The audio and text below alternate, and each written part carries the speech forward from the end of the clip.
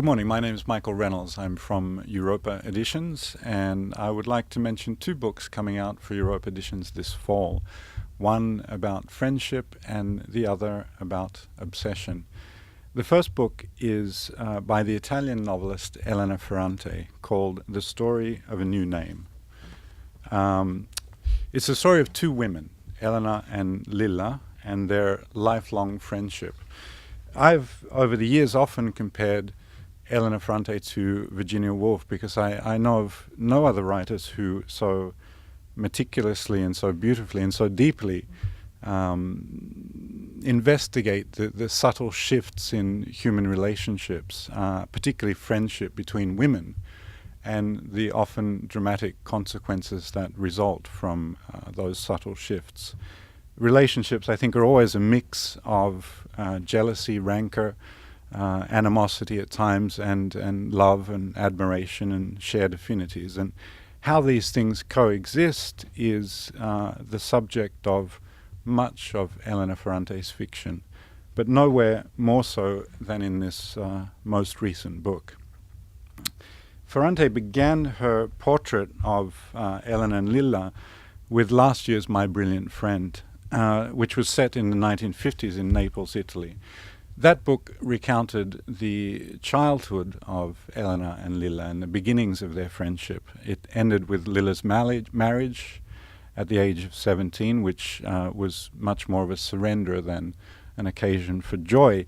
This book, The Story of a New Name, follows Elena and Lilla into their 20s and 30s, when the pressures of life and work and family increase, at times magnifying the differences between them, but also increasing their need for mutual understanding and for that friendship that they rely so heavily on.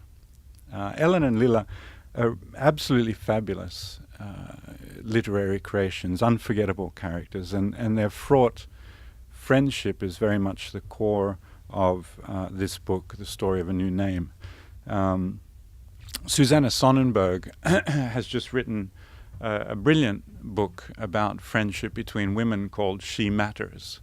And Sonnenberg loves Ferrante's work, and she said something very interesting about Elena Ferrante. She said, Elena Ferrante is terribly good with anger, she wrote, a very specific sort of wrath harbored by women who are very often not allowed to give voice to it. Now, comparing Ferrante to Virginia Woolf may seem like a bit of a stretch to anyone who has not read Ferrante, but not if you consider that Janet Maslin in the New York Times compared Ferrante's first book favorably to Anna Karenina, and Ferrante has often been compared to the great Italian author Elsa Morante, and to fabulous American authors like Claire Massoud and Alice Sebold. I don't use this word very often when referring to our books or to anybody's books, but I do think that The Story of a New Name is a masterpiece and a very rare publishing occasion for us. The second book that I'd like to mention is our literary blockbuster, a book called The Last Banquet by Jonathan Grimwood.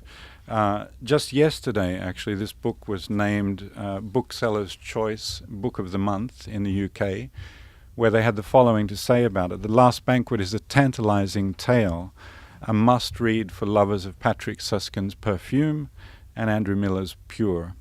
The Last Banquet is a very, very appealing novel about food and flavor, about the age of reason and the ages of man, and about obsession, most of all.